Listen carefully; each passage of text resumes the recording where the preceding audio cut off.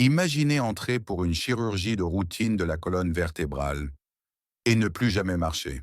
Maintenant, imaginez que la personne responsable n'est pas un tueur en série, c'est votre médecin. Voici l'histoire du docteur Christopher Dunch, le neurochirurgien qui détruisit des vies en salle d'opération. Et pourquoi personne ne l'a arrêté à temps.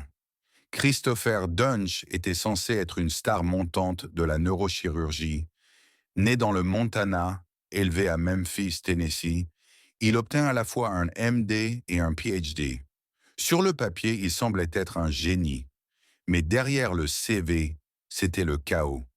Pendant sa formation, ses collègues disent qu'il était imprudent, plus intéressé par la fête et l'autopromotion que par la médecine.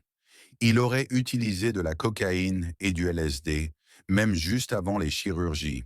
Malgré les signes avant-coureurs, Dunch fut autorisé et envoyé dans les salles d'opération à Dallas, Texas.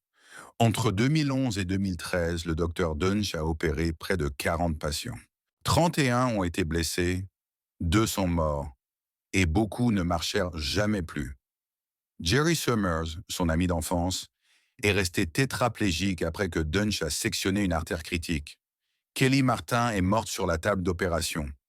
Mary Efford s'est réveillée dans une agonie, avec du matériel spinal percé dans son muscle au lieu de l'os. Dunch a transformé des chirurgies de routine en cauchemars. Alors comment a-t-il pu continuer à opérer? Parce que les hôpitaux ne l'ont pas stoppé. Chaque fois qu'il ratait une opération, il démissionnait avant que les enquêtes formelles ne commencent. Les lois au Texas rendaient difficile pour les patients de porter plainte.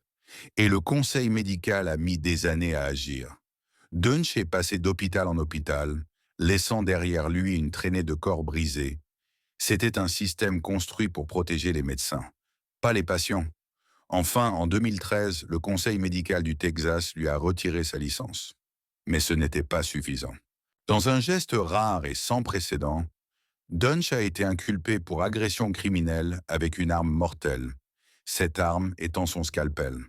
En 2017, il a été condamné à la prison à vie. Il sera éligible à la libération conditionnelle en 2045. Jusqu'à ce moment-là, il reste incarcéré à l'unité Obi Ellis au Texas. Le docteur Christopher Dunch était censé soigner les gens. Au lieu de cela, il est devenu l'un des médecins les plus dangereux de l'histoire américaine. Dr. Death n'est pas juste l'histoire d'un homme. C'est un avertissement sur ce qui arrive lorsque l'ego, la cupidité et les systèmes défaillants ne sont pas contrôlés en médecine. Si cette histoire vous a choqué, partagez-la. Et souvenez-vous, posez